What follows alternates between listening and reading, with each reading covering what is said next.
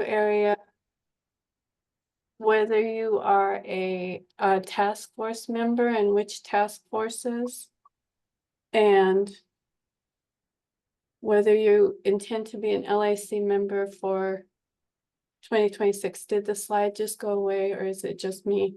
No, I had to stop the share for a second because Okay. I needed to adjust something, but I'm going to share it again, so it should be back right now, I hope. Is everyone able to see that? I can.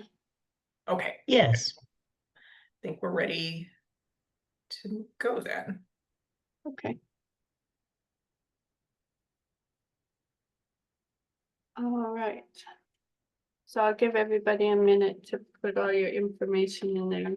And me too, because I don't multitask very well.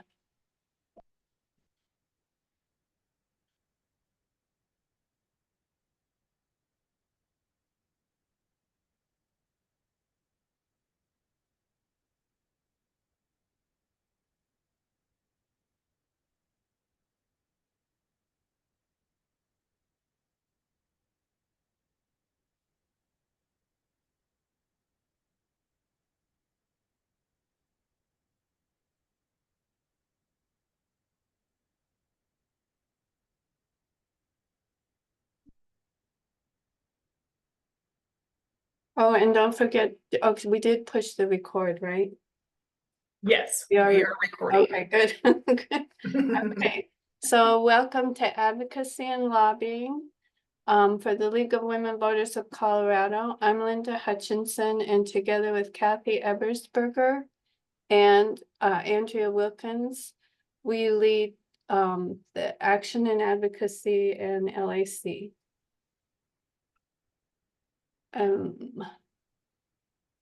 So I think we're waiting for, yeah, the meeting will be recorded. And I am not sure if we have Kathy yet. I know Kathy is juggling some home repairs today and is going to be doing the meeting from a different location. So she may not be with us yet. I don't see her. She would say something if she was here.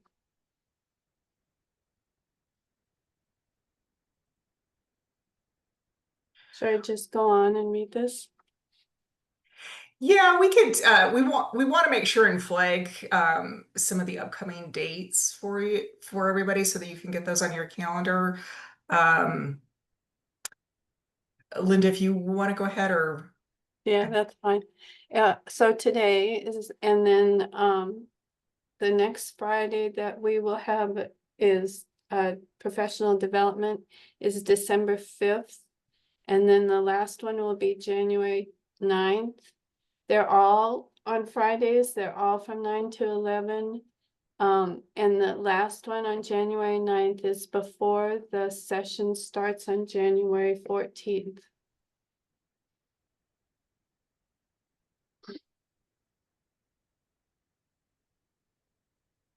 Oh,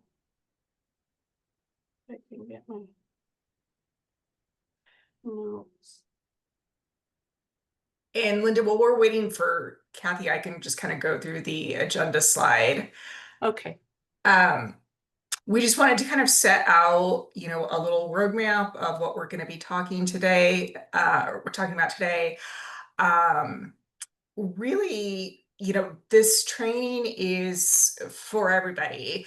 As we move through the 3-part professional development series, by the time we get to the third one, it'll get much more focused on really the nuts and bolts of being an LAC member, Legislative Action Committee member, and we'll be getting more in depth into the into the tools that are available to you all.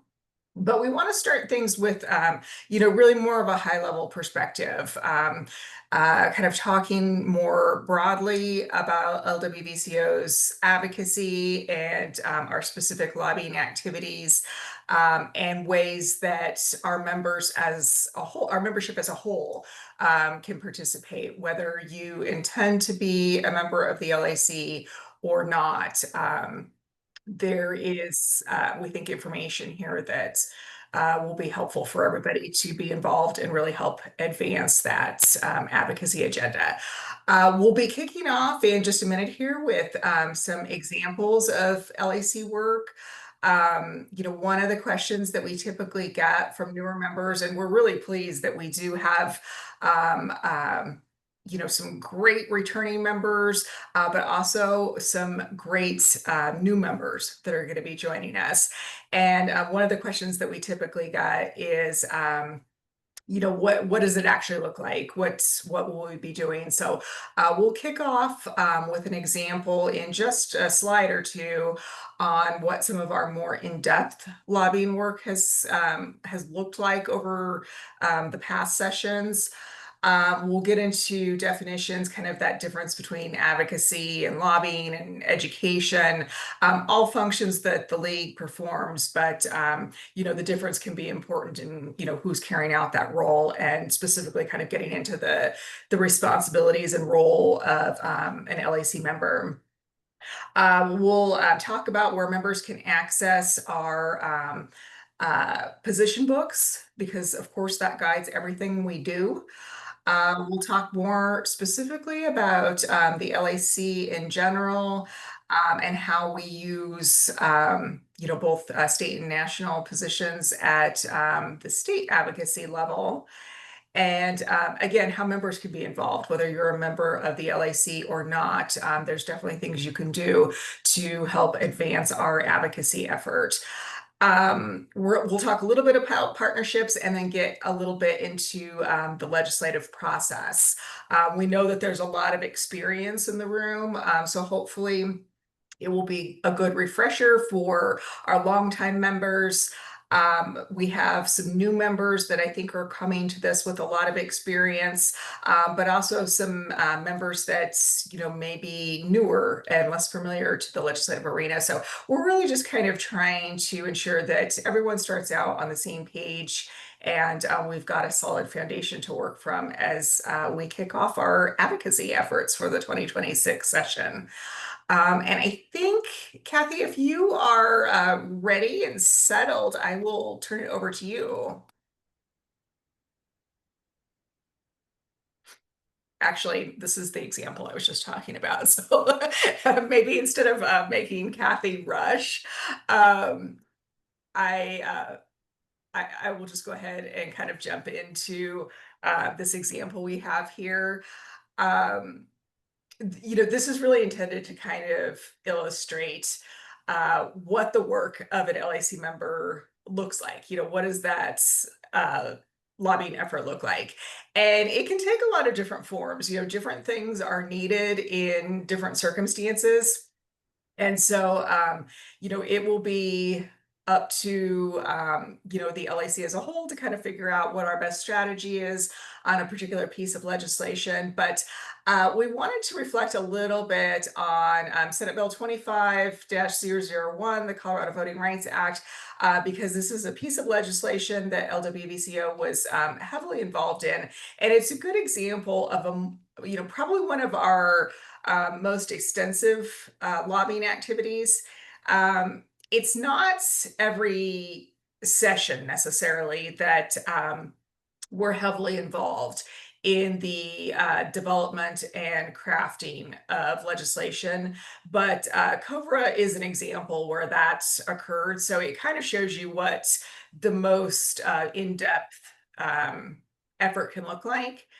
And one of the things that I want to emphasize is that when we're approaching something like this and we're helping with the development of the language and thinking about what the purpose and the goals of the bill will be, it's a really long-term effort. And LWVCO joined with other stakeholder groups, other civic organization, voter education groups such as ourselves, to come together and start talking about probably more than a year in advance. At this point, I've kind of lost track of the time, but definitely a year plus effort.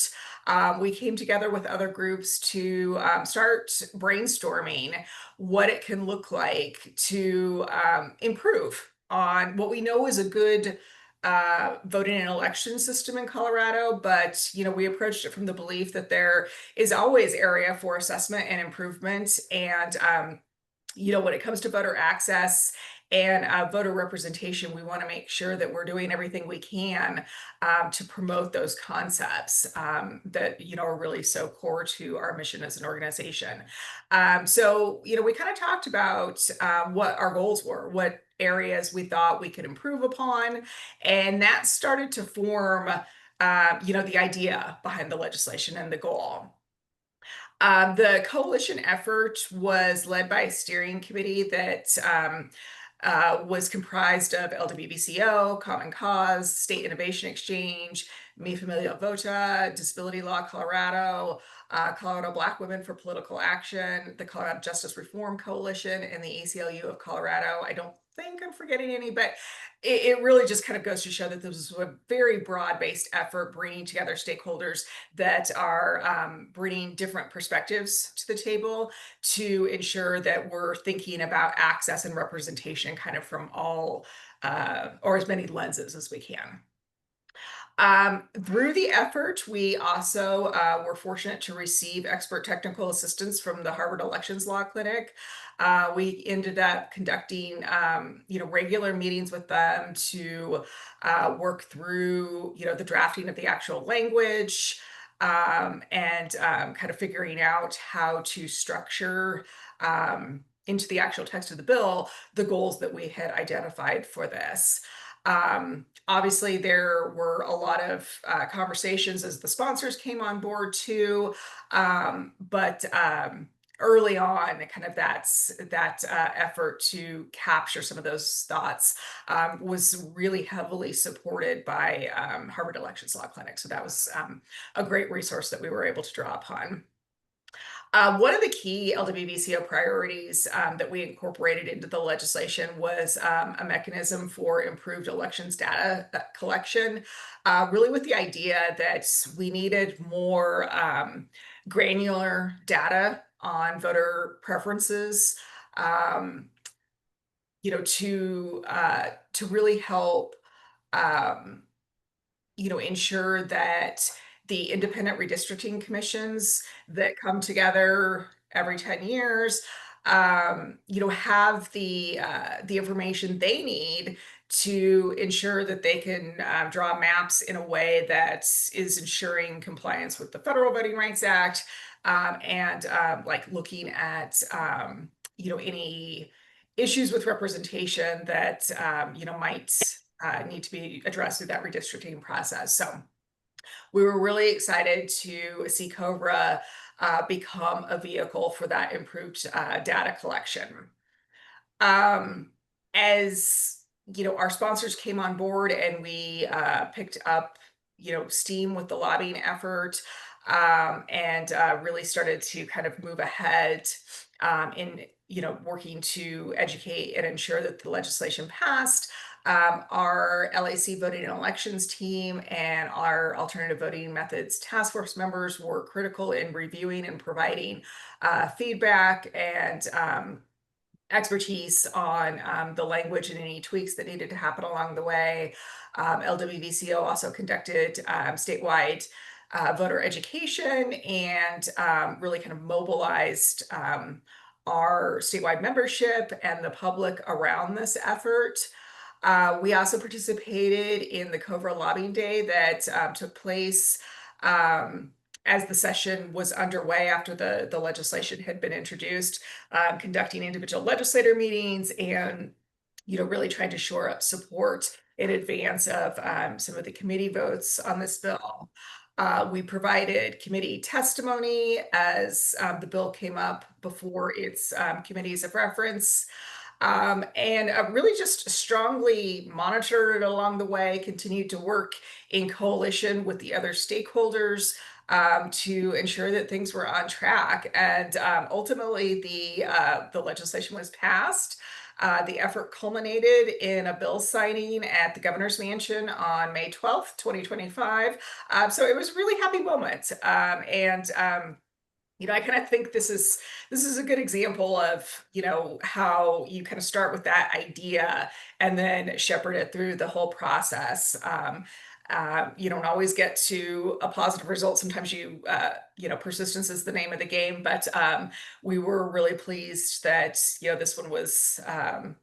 this one made it across the finish line, and we did get to have that bill signing ceremony. So now we're turning more to looking at the implementation and, continuing to monitor to ensure that it's working the way that it was intended to. And, if there are issues that arise, that, we identify those and, continue to work on them. But that is kind of an example of an in-depth lobbying effort that was really an LWVCO wide effort, in terms of the education and mobilization, and then of course the LAC in participating heavily in that lobbying effort. So hopefully that serves as a good example of, the various components that come into play as we carry out our advocacy agenda.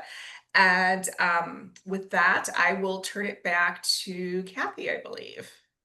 Right, and thank you, Andrea. The COBRA Act is really important, especially in light of the retrenchment of the Voting Rights Act at the national level.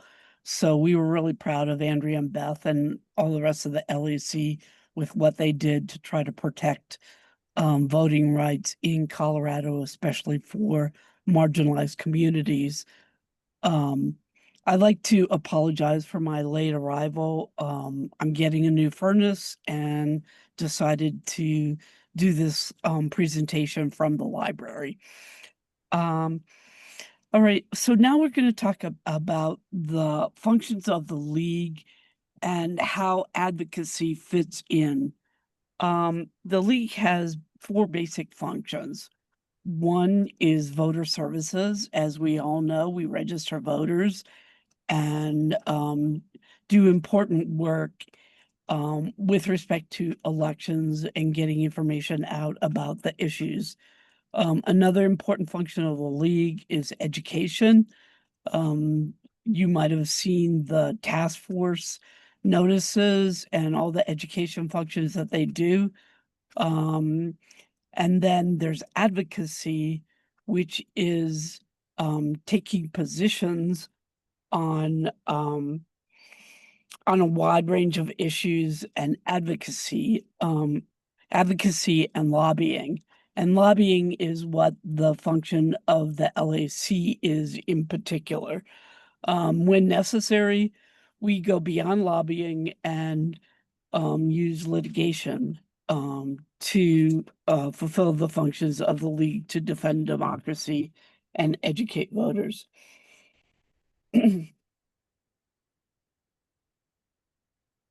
Advocacy is publicizing League positions, supporting the organization and the general positions of the organization.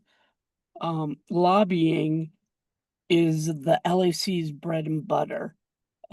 It consists of transmitting a point of view on a specific piece of legislation to elected officials and their staff. And also it consists of urging the public to contact legislators about a specific piece of legislation. One of the examples of that is in the recent election. No, never mind. Direct lobbying is when we attempt to influence any legislation through communication with any member of a legislative body or their employee, or with any other government official who may participate in the formulation of legislation. So that's what we would be doing in the LAC when we specifically contact a legislator about a specific piece of legislation. Grassroots lobbying, on the other hand, is any attempt to influence any legislation by trying to affect public opinion. So one of the ways we did this in the recent election was in our advocacy for the passage of propositions LL and MM, which we know passed in the recent election. And then there's political campaign activity. Now, political campaign activity is not something that we can do um, as members of the league, and not in the name of the league. It is something that we do as individuals. And when you're in the LAC, you're going to have to be very cognizant of the difference between your actions as a member of the Legislative Action Committee and in the name of the league, and as your actions as an individual, which would not be on behalf of the league. And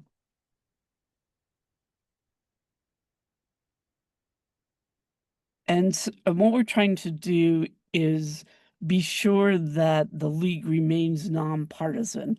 Nonpartisanship is a requirement for the League of Women Voters of Colorado's 501c3 registration, which permits it to be a tax exempt organization.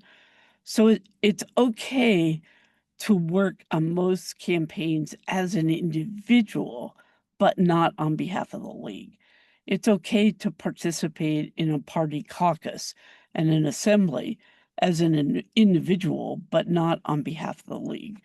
So when you have your league hat on, you are not able to work on campaigns for legislators, to work on campaigns for other elected officials that you might lobby, such as the State Board of Education, if you're in the LAC Education Issue Group, and it's not okay to work on campaigns for politicians as a league member. So you have to really be cognizant of when you're representing the league and when you are not. One of the other things is during the legislative session, volunteer lobbyists cannot make donations to legislators.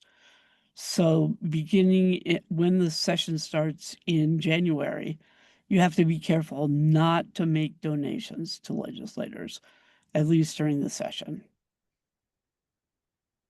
Because we want to have everyone see that we're lobbying as a nonpartisan organization and to help with our 501c3 requirement.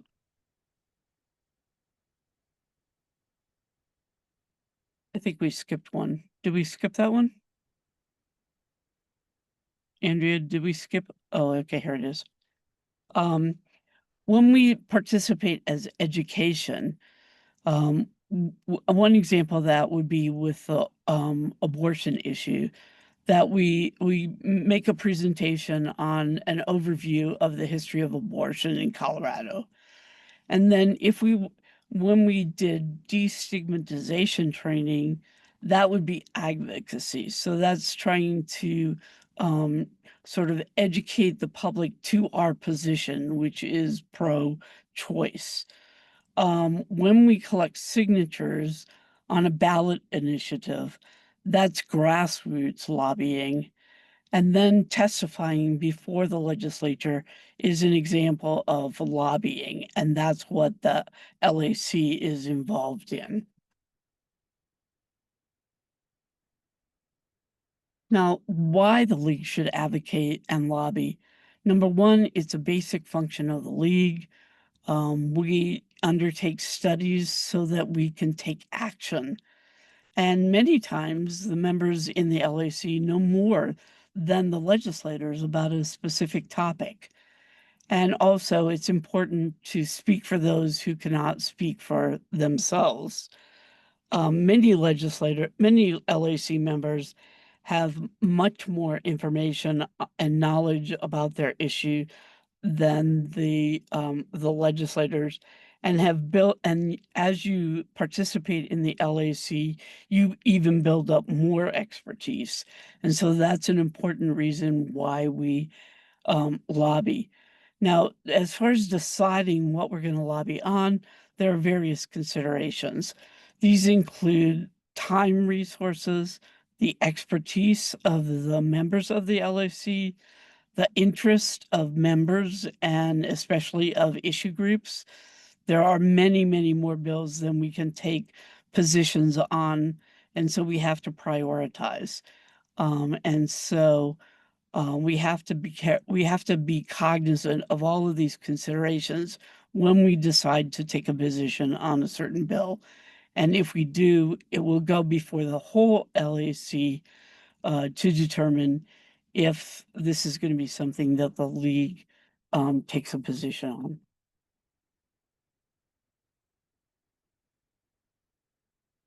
The very basic essential with the LAC is that we have to speak with one voice. And all of you are aware we have a national league, a state league, and then we're involved in our local leagues. All of these organizations have to speak with one voice. And so the National League is responsible for national policies and consistencies at the national level. The State League is responsible for state policies and consistency at the state level. And local leagues sometimes cooperate with each other on regional issues so that we all speak with one voice. LAC members are designated to speak for the league at the state level, but only after they present the issue to the entire LAC and the entire LAC reaches consensus on whether to support that position. If a local league or the state league wants to comment on a federal issue, we have to ask the National League if that complies with their national policies so that we ensure consistency. Now, if there's an action alert that goes out, or if we're speaking as an individual, it is permissible to speak on a national issue, but not in the name of the league. Andrea, I think this is you or Linda. Yes, this one is me. All right, so we're going to turn now to a little bit of discussion specific to the LWVCO Legislative Action Committee, or the LAC. Last year, I want to say that we had somewhere in the neighborhood of 35 lobbyists. In recent sessions, we've been kind of landing in the 30-35 range for our citizen lobbyists that comprise the LAC and who advocate on legislation impacting LWVCO positions. Our LAC members are authorized to speak on behalf of LWVCO once the LAC has established a position on a bill or a stance, as Kathy was referencing. That will come up, that discussion around a bill will come up in our bi-weekly meetings that I'll get to in just a minute.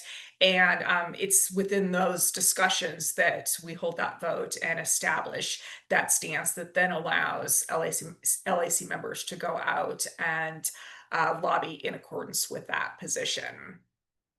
As I mentioned earlier, lobbying efforts can comprise a number of different things, kind of depending on what is needed in the particular circumstance. And it'll also depend on the role that we're taking on a particular bill. Sometimes our role is more in depth and more high profile. Sometimes it's more of a supporting role where we want to go on record getting our position out and educating on league perspective and really kind of using our statewide league network to help illustrate perspectives from various parts of the state, which can be really valuable information for legislators as they're considering a particular bill. So lobbying efforts can include committee testimony, It can include individual discussion with legislators. At times, we will do work on potential amendments if we see a bill that we think is something that we could get behind. If there was a bit of a change, there are times where we'll approach the sponsors to see if that is something that may be possible. And then we actively track the bill's progress as it moves through the legislative process, which we'll talk a little bit more about as we get to some of our other slides. So our LAC meeting dates for the 2026 session will kick off on January 16th. That is 2 days after the General Assembly convenes on the 14th. So we're going to be getting in on our conversations and our bill tracking really right out of the gate. This will give our members a chance to kind of look at some of the initial bills that are introduced, and then we'll meet that Friday to begin our discussions on what we would like to follow in various issue areas, and hear from our lobbyists and issue area teams as to what stance they recommend that the LAC take. After that January 6th meeting, we'll continue on our biweekly schedule throughout the session. So we'll be meeting every other Friday morning from that 9 to 11 time slot after that. And all of our meetings do take place via Zoom. We know that it's great to come together in person when we can, but it is really important that as a statewide organization that we are hearing from our local leagues and members of our local leagues throughout the state.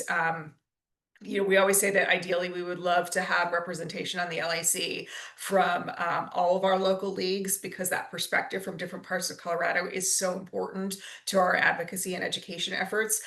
We have not hit that goal, but we are really expanding in terms of LAC membership and representation throughout different parts of Colorado. So it is really important that we conduct those meetings via Zoom, so people that are not living in the Denver metro area can still participate. So I mentioned earlier on that one of the things we want to talk about is how you can be involved even if you're not a member of LAC. There's various things you can do as an LWV member, whether or not you choose to participate as a Legislative Action Committee member.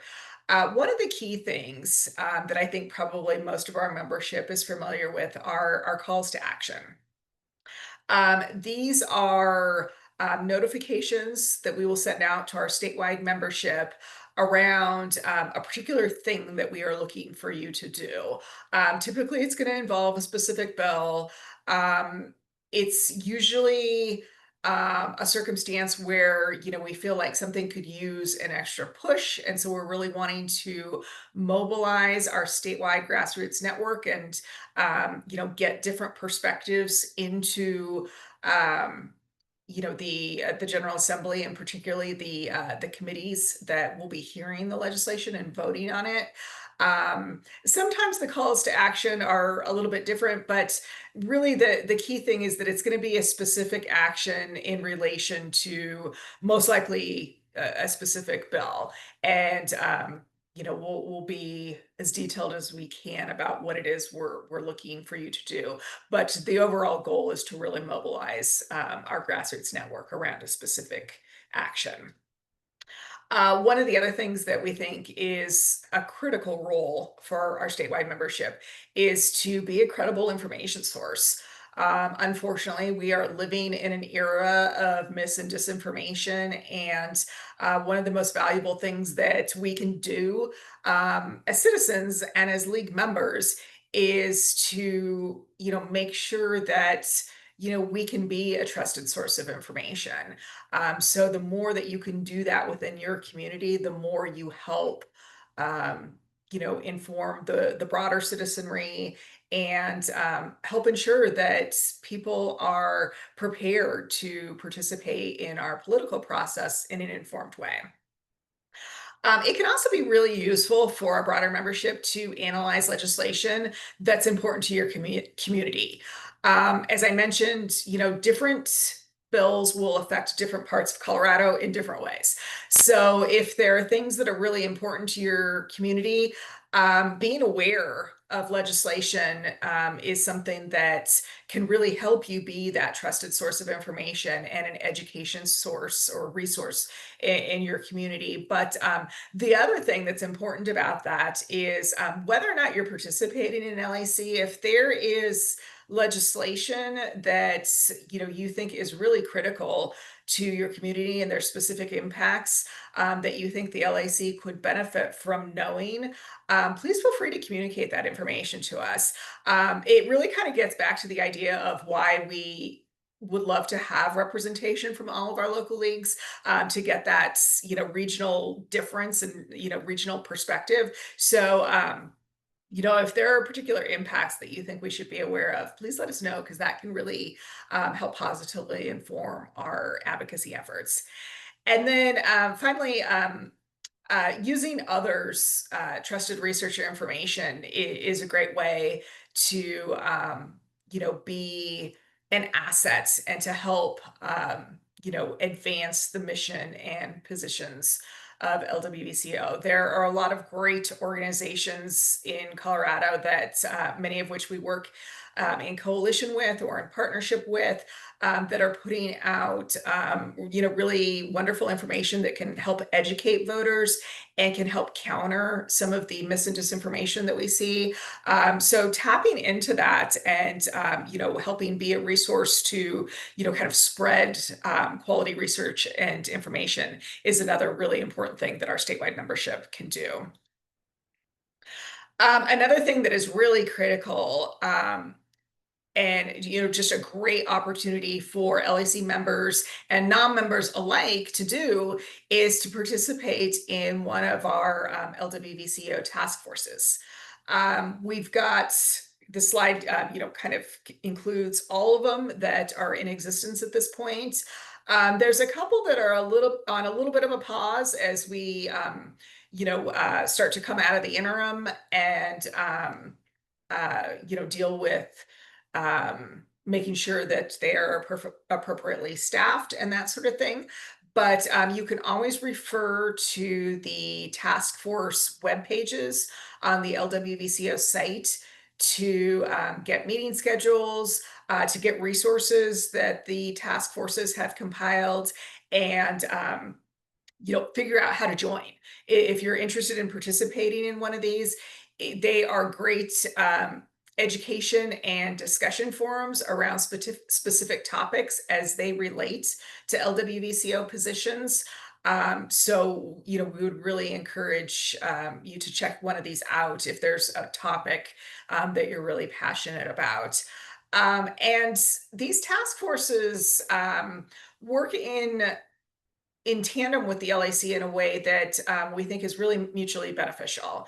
The task forces provide an opportunity for in-depth discussion on legislation that impacts their topic area.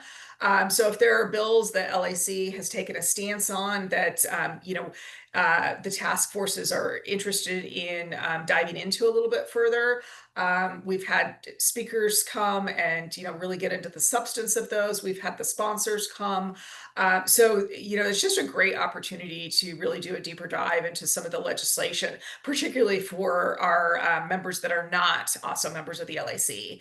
And then information and discussion that comes out of the task forces can also then be really useful to informing our lobbying efforts through the LAC. So it really kind of is a two-way flow of information that is really beneficial in both educating our broader membership and the public. Task forces are open to the public as well as LWV members. But also, getting additional perspectives and additional information as a support and an information source for our lobbying efforts. The LAC has liaisons that sit on each of these task forces to facilitate that flow of information. So it's just a great opportunity for people to dive into an issue that they care about.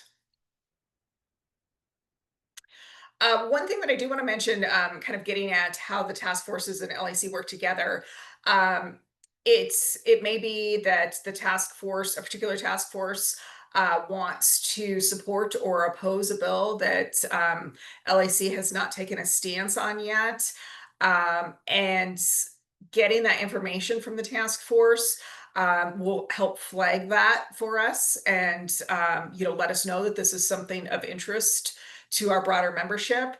And the task force can, request that LAC consider the bill, discuss it within our biweekly meetings, and uh, potentially establish a stance on it that will enable our lobbyists to go out and lobby in accordance with that stance. So just another way that, kind of that two-way flow of information is really important for both our education and our lobbying efforts. All right, Linda, I will turn it over to you. Okay, first though, I see Beth, our Hendricks, our executive director, quietly sitting by and adding to the chat. I think she's still here. Beth, do you want to say something? No, I'm good. I'm just putting it in the chat. Grateful everyone's here. Thanks so much. Okay, Grateful for the leadership of Andrea, Kathy, and Linda. thank you. And we're grateful for you.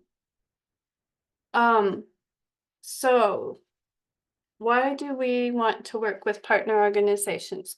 If we partner with other groups, it of course has the potential to expand our audience and make our stances more powerful. It brings new ideas. We may learn leadership skills by working with other groups. We have more opportunities. It just expands our whole offering, what we can do.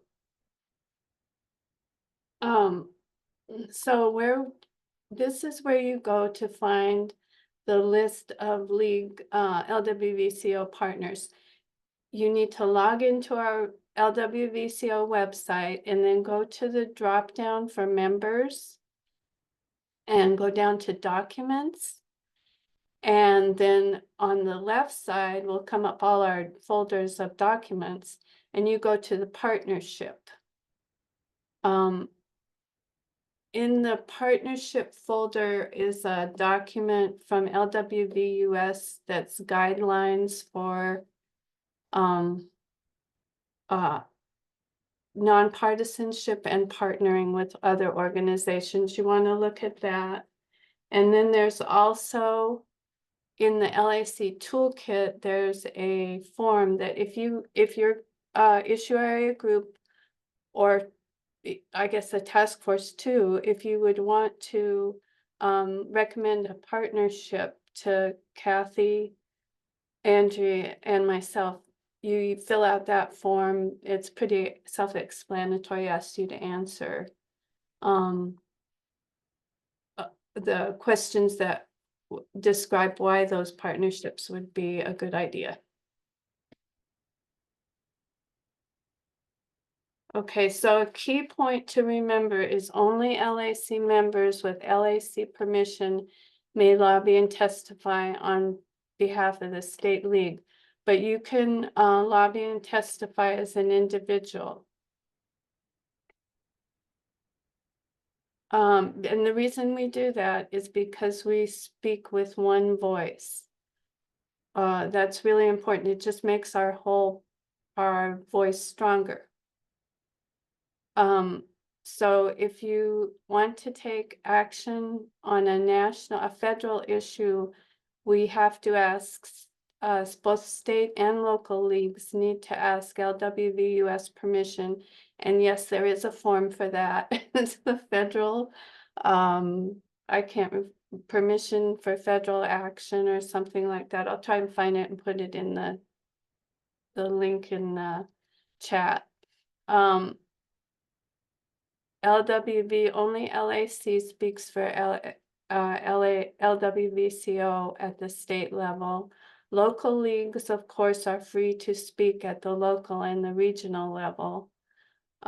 If a local league speaks at the state level, it should be their leadership speaking, and all we ask, we just want you to coordinate with us and let us know, because we don't want to be caught off guard and somebody say, well, I hear you support blah blah, and we'd go, oh, I have no idea what you're talking about. It just looks better if we know what everybody wants, and any of us can speak as an individual.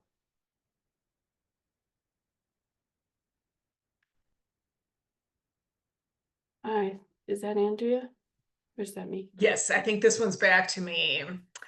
I'm going to talk a little bit more about navigation, kind of piggybacking on some of the information that Linda is providing in relation to navigating our website. So we've mentioned that, and I'm sure, you know, our longtime members well aware that, you know, we don't act on anything that we don't have an organizational position on. So that's guiding all of our work. And, you know, LAC will establish a stance on legislation on bills that relate to those organizational positions or that impact them in some ways, for better or worse. And if it's, you know, a good, you know, well, if it's a piece of legislation that is affecting our positions in a positive way, that's likely going to lead to us taking a support stance. But the opposite can also be true if it's a particular piece of legislation that you know, we feel like really hinders our position and goes against our values and principles as an organization. We will likely take an opposed stance on that. And so the way that our membership can really make sure that all of our decisions and our thinking is rooted in those organizational positions is to become very familiar with our position books. And they are available on the website. You can see here that you can navigate from the Take Action tab that you'll see there at the top of the homepage. And then when that drop-down menu comes up, you'll be able to see an option for where the league stands. And it's that page that will take you to the position books, where you can access both the LWVCO position book and the LWVUS, which are both relevant for the stances that LAC may take. The information on the website obviously is changing all of the time. Right now, we've got a lot of information on ballot issues, so you do have to scroll down a little further, but you'll be able to see those position books somewhere on this page. Andrea, And for those that aren't Andrea? familiar, this is what you're looking for. Andrea, just a second. It says the slides are not being showed. Oh no. Let's see. Let me stop sharing and see. I We can can- see I was them. seeing them. I I was was seeing see- them. Okay. Let me share again, and hopefully it'll come up for everybody. Yep, I see it. Anne, Okay. can you see them?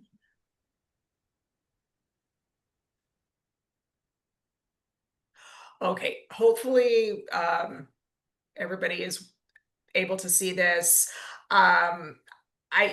We will be sharing this information afterwards too, so if there's anybody that's having a technical problem, this information will be coming to you too, so you can refer to it later as well.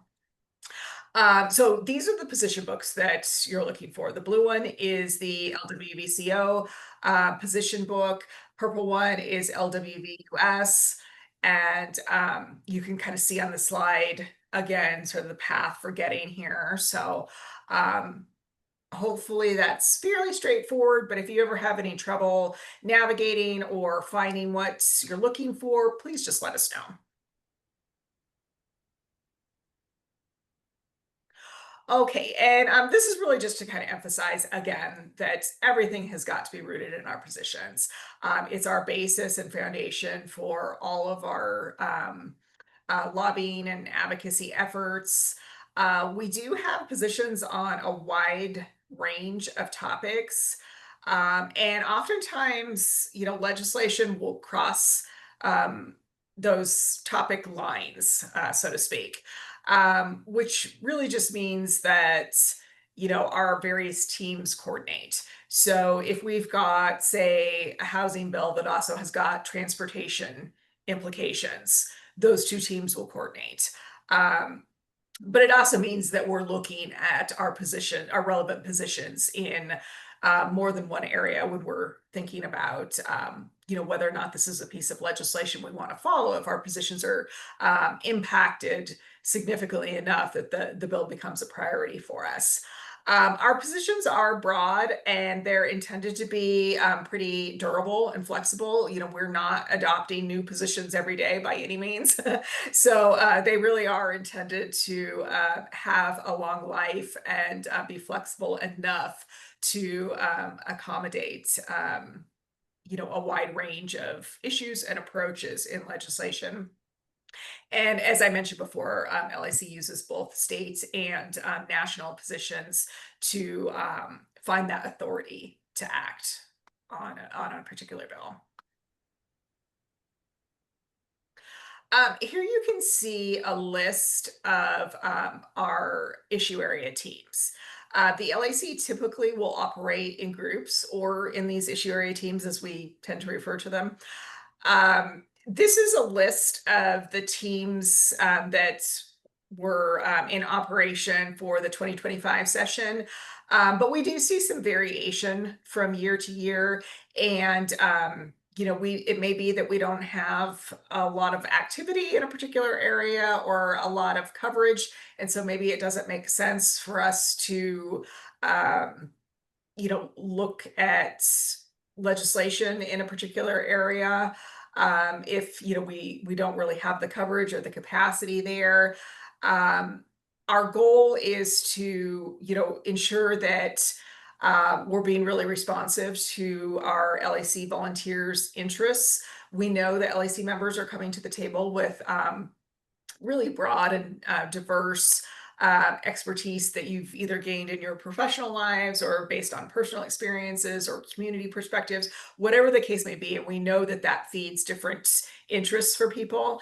And so as our team comes together, we may be making some changes to the issue area teams, but we also try and be responsive to, what the trends are within the General Assembly. Housing has been a really high profile issue for the last several sessions because of the affordability crisis that is occurring in Colorado. So, when there's things like that, we want to ensure that we're tuned into that and we've got a team that is equipped to look at that legislation and really assess how it's impacting our organizational position. So you may see some variation here, but this will give you kind of a good sense of the range of topics that we cover that really follow kind of the breakdowns in our program book.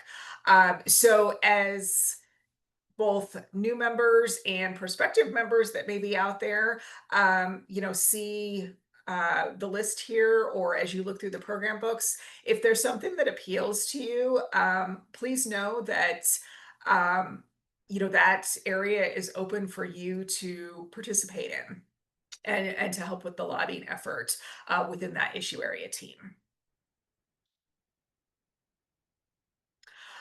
So as I mentioned earlier, the 2026 session will convene on January 14th. It really is just around the corner, so it will be here before we know it. So just a date to keep in mind. We usually see a whole lot of legislation come out of the gates, in those first few days. So it's always beneficial to be tuned into activities right from the start. So as we are staying on top of the bills that are introduced, so we can start to assess whether there are things that might be something that we really want to follow and we want to ensure that we have a stance on, you'll want to go to the General Assembly website. And you can see with the red arrow here pointing to the Bills tab. That's where you can find information on what's been introduced as of the day that you're looking at it. The website is updated very quickly. They do a really amazing job with that. So, you know, knowing how to navigate the bill list and where to find things is really critical, because there's always a lot of activity there. Bills are being introduced at a pretty rapid pace, as I said, right off the bat. And once you navigate to the bill search drop down, you'll see options to search for legislation in different ways. You can access a full list. So if you want to see everything that's been introduced, you know, across all topics, you can access a list like that. You can also search by specific bill number, or you can see a little bit towards the bottom here, browse by subject, how the website has been broken into different topic areas that will help you focus in on legislation that more closely aligns with your issue area. So various ways to search. Longer term LAC members will notice that the General Assembly website has been updated. It's got a new look. It seems to be very user friendly from what I have, what experience I've had with it since this new version has gone live. I think, to me, it appears that it's more the look that's been a little streamlined, maybe more modernized. I don't think the search functions or pathways have changed significantly. So hopefully it's still very user friendly for everybody. But again, if anyone is having trouble finding what you need, please just let us know. We're always happy to help. And here's an updated graphic. I think we have the older version of this in our LAC toolkit, which we'll be sharing with all of you. I'll add this one because this one has been streamlined a little bit. But essentially it's just kind of an easy way to see how legislation moves through the legislative process. And there's key points in time where our activity is really going to come into play. When a bill comes up for its first committee, it's what's referred to as its committee of reference in the chamber where it was introduced. So it's that first chamber that it's going to go through this process. And you can kind of see this reflected in that top line of the graphic here. I assume that this is not very readable from your screens, but again, you will be getting a copy of the slides. So when that bill comes up for its first committee, this is something that we really want to be aware of, because the vote in that committee is going to determine whether or not the legislation moves forward or not. So we often will be providing testimony on bills that are high priority for us, and we want to make sure that we're going on record with our stance and our belief around what should happen with the legislation. So, you know, that's really kind of that first opportunity to testify. We want to continue to follow it as it moves through the process. If it's got an appropriation, it's going to move to the Appropriations Committee, which is not a committee that we will provide testimony on. They typically don't accept testimony if the Appropriations Committee is not the bill's committee of reference, which often it is. In most cases, it's not going to be. But it may go through a second, excuse me. It may go through a second committee, committee of reference, where topically there's another reason that you know, it's being heard by another committee, and we will testify in those circumstances. And then, assuming that it makes it through those votes and makes it through the floor votes, it's going to cross over into the other chamber eventually, where we're going to repeat that process. We want to make sure that we're staying in tune with the committee hearings in both chambers and providing testimony, if that's the approach we've chosen to take, that we're doing that within both chambers of the General Assembly. And then you can kind of see on this graphic a little more detail about the process after that. We won't be going through that in depth today. We'll cover that in a bit more detail in our part 2 and 3 of our series, but this is just kind of a fun little reference for everyone. So I said a lot about committees. Hopefully, it really kind of illustrates the importance of following those committee hearings closely, both for the opportunity to testify, if that's what we've chosen to do, but also to see what's happening with those committees. You'll hear testimony from other groups, and that can oftentimes be really informative for our own lobbying efforts. Sometimes there will be amendments that are considered and voted on within those committees. And that's a really important thing to keep in touch with as well, because an amendment can be significant enough that it may actually change our stance on a bill. So you want to be informed about those. And then ultimately that vote by the committee is what will determine whether the bill moves forward in the legislative process or not. So a way to stay on top of what's happening with the committees tab is a great way to see what's happening in the committees that are relevant for your work.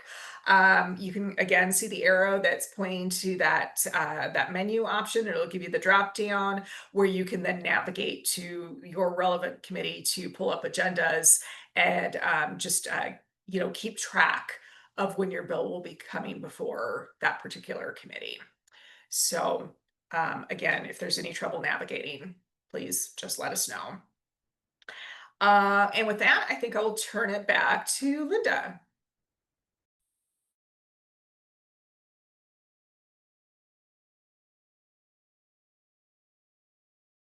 Okay. So when you're looking at all these bills, wondering if you should delve into them and suggest that we take a stance. A wise person named Maud once said to me, Linda, does this bill make Colorado better? And that's what I always think of when I first look at a bill.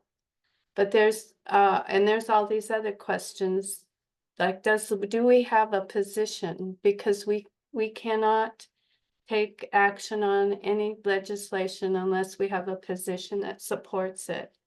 And is it a priority for League? And that kind of goes into what kind of, if, some positions are more important to us than others. So you keep that in the back of your mind too. And whether we have a unique role to play or a chance to take the lead, or even if we could, if this would be a good place for partnerships. Those are the kind of questions you ask. But then going back to if it's a priority of League, and then you have to balance if we have the resources, or would we be better off spending time on something else? And then is the timing right? Because sometimes, like, consider our budget crunch right now. If a bill sounds really good, but there's no money, but there might be money next year, maybe you just want to wait. You just weigh all those factors. And what kind of community involvement would best support League's efforts? Would it be legislation, or would it be more grassroots education? Those are the things we have to consider. So now don't freak out by this slide. If you're new, it says 600 pieces of legislation. We do not we don't go into every single bill, because as I just said in the previous slide, you weigh all the, you balance our time and our priorities. And if we have a position, the interim committees can propose bills too, but I think last year they shut down some of the interim committees because of budget, right? Yeah. Okay. And sponsoring legislator, they can support up to 5 bills.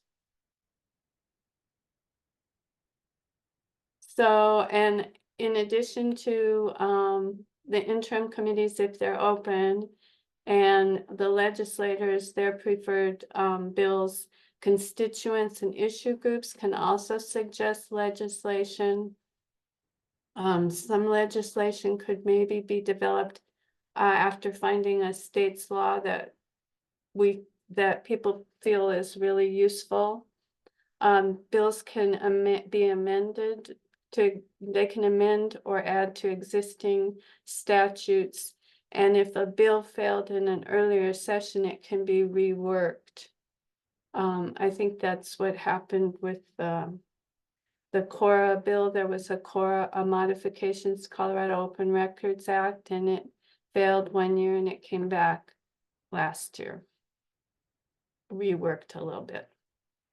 So some tidbits are, in order to override a veto,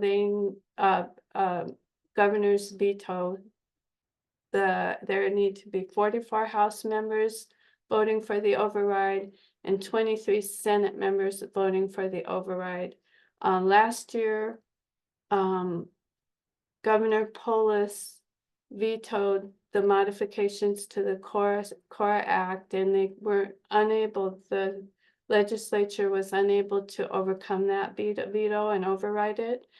But then there was another one that was a Senate bill about protecting children in use of social media. Governor Polis wanted to veto that bill because he said, freedom of speech and innovation, privacy were eroded. But the legislature successfully overrode the veto, and then a federal court just paused the legislation. So I don't know where it stands now, but that's examples.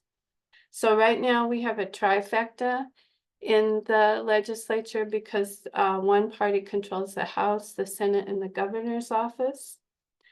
A bill needs a majority of committee votes to continue a process. If it cannot get a majority of the committee votes when it goes to committee, it's PI'd or postponed indefinitely, or it's just gone. It's killed for the session. And the House Speaker and the Senate Majority Leader assign the bills to the committees, and that can be really important. There's one committee that's Senate. I can't remember the name of it. Do you guys remember the name offhand? This do you remember, Andrea? I think you're referring to the State Affairs Committee. The State Affairs Committee, right. Thank you. And I've always heard that is the kill committee or something like that. Bills go there to die. But my bills all went there and some of them did not die. So, I guess keep it in the back of your mind, but I don't. So something we'll see, just to kind of add to that point, Linda, you sometimes will see legislation that gets sent there because, the implication is that the powers that be don't want to see it go forward, and it's not likely to make it out of that committee, which is, kind of where the terminology comes from. But there is also a whole host of legislation that aligns with the jurisdiction of the House and Senate State Affairs Committees. Voting in elections related stuff is usually where that's going, or bills that fall into that committee's jurisdiction. So there are things that are very appropriately sent there, and then there are things that get sent there because, as I mentioned, the powers that may not want to see it go forward. Yeah, right.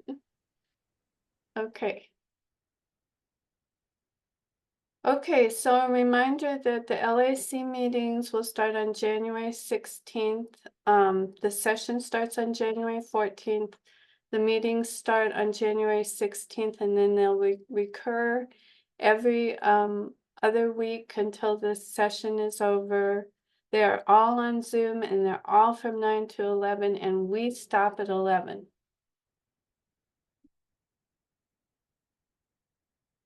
So if you have questions, I want to, before we take other questions, I want to mention in the chat, there was a question about whether the rules on advocacy and lobbying apply at the city and county level. And I wonder if the person who asked that question, I don't see a name, JFRO, if you want to elaborate on that question, what you mean exactly? Were we talking about contributions at that point? I don't know if they're still here.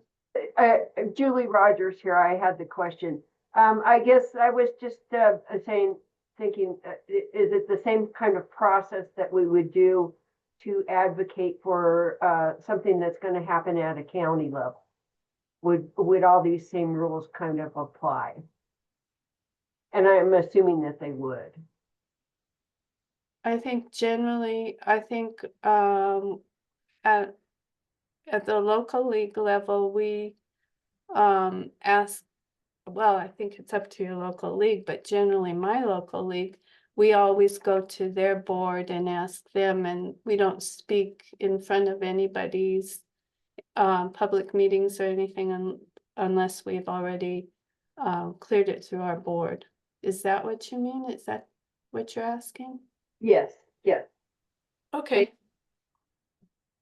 Does anybody else have any questions?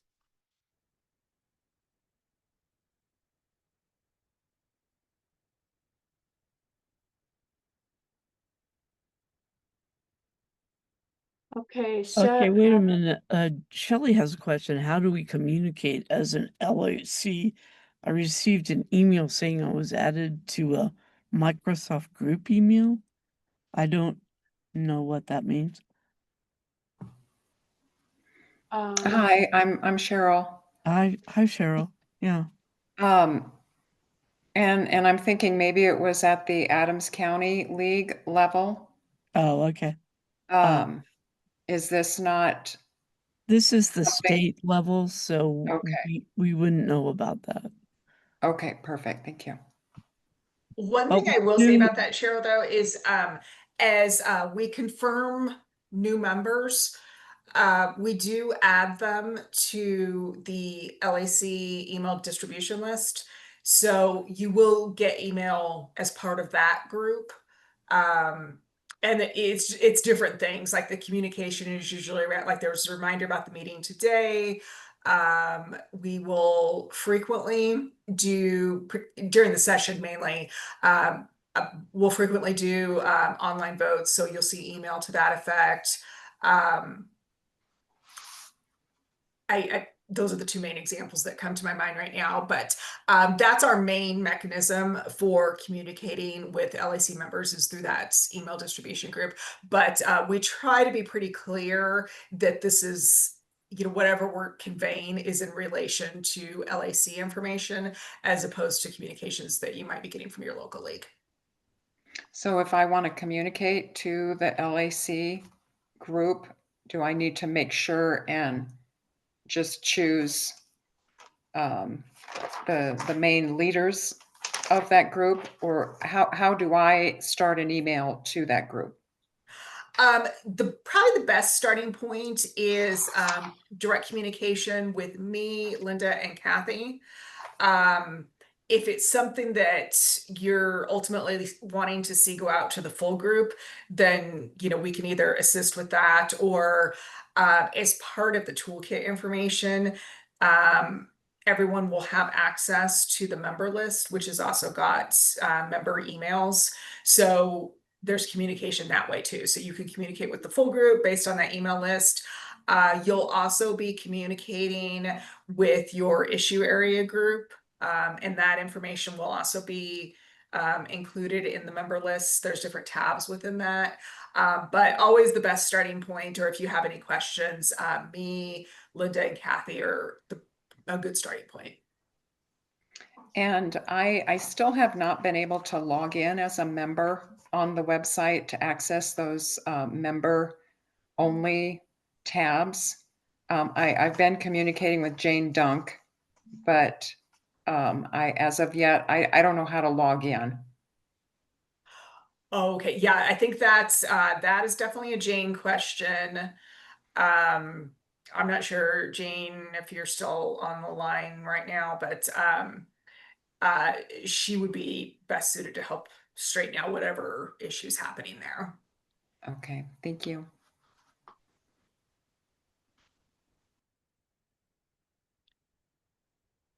Anyone else? Any questions? And we'd really like to thank all the LAC members and all the new members that are interested. You guys do important work and we really value your efforts. Thank you. Yes, and remember the words of Maud, we're making Colorado better.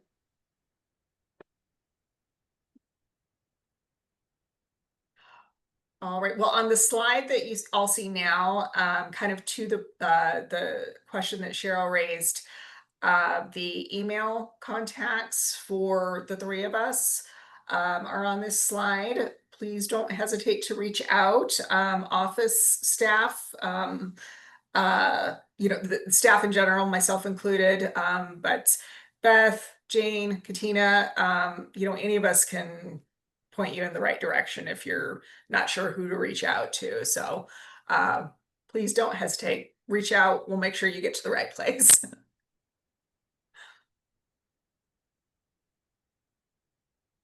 All right. I want to echo the big thank you.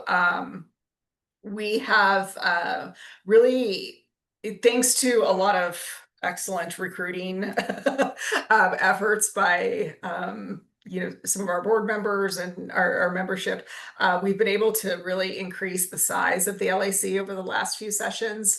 And it's just amazing because it really enriches our effort, having more voices at the table.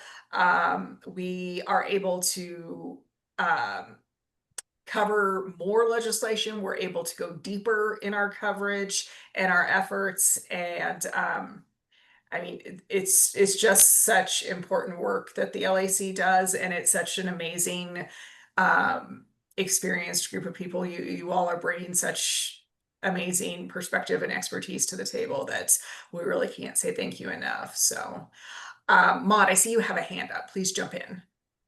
Sure. I know that we have some brand new LAC members on this call. I also see some new names that I haven't recognized. And if they're interested in joining LAC, what should they do? So for anyone that would like to either learn more or you feel like, yeah, I want to do this, please reach out to either me, Linda, Kathy, any combination of us. And we're happy to have a further exploratory conversation if you would like more information, or if you want us to help set you on the path to becoming a member, we can do that too. We're happy to provide whatever information you need to kind of help you figure out what role you would like to play, and what you need to know to help decide whether the LAC is something that you want to pursue. We can't emphasize enough that the more voices at the table, the better we are. So I strongly urge you, if you're at all thinking this might be for you, please let us know if we can chat further and help you come to a decision on that.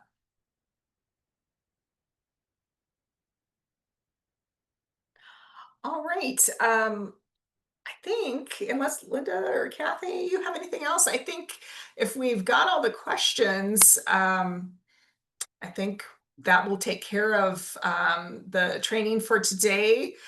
We will be following up with slides and the LAC toolkit, which has got a bunch of information that help equip you for your work as an LAC member.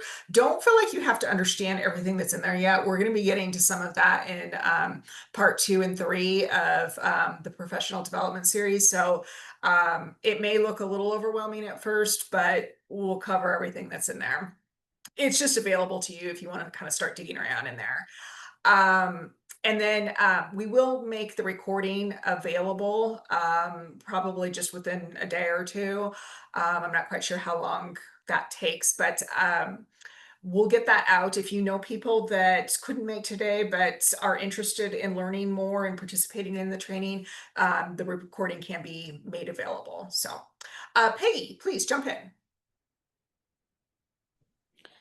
Yeah, I was at a presentation with Colorado Fiscal Institute on Monday night, and they were talking about a probable ballot issue next year on Tabor on making it more progressive.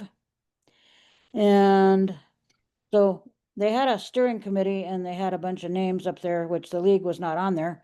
And we asked about that, and she said, yeah, the league's not on the steering committee, but I think they are involved. So I wanted to kind of reach out to Maud, but I think the only address I have for Maud is the action.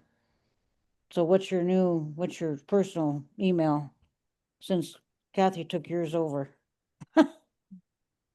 I'm maudlwv@gmail.com, and Maud is a 4-letter word. I dropped it in the chat, and I don't know if I hope it's been updated in the LAC members list. But yes, I know about the work to get on the ballot approval for a graduated income tax, so that those at the top pay a larger share of their income, and most Coloradans would actually get a tax break. So yes, I am involved with that. Okay, good. Yeah. Thanks for checking. All right, well, I think we can close out for today. Thank you everyone for your time, and reach out with any questions in the meantime. Otherwise, we will see you for the next part of the professional development series on December 5th. So take care, everyone.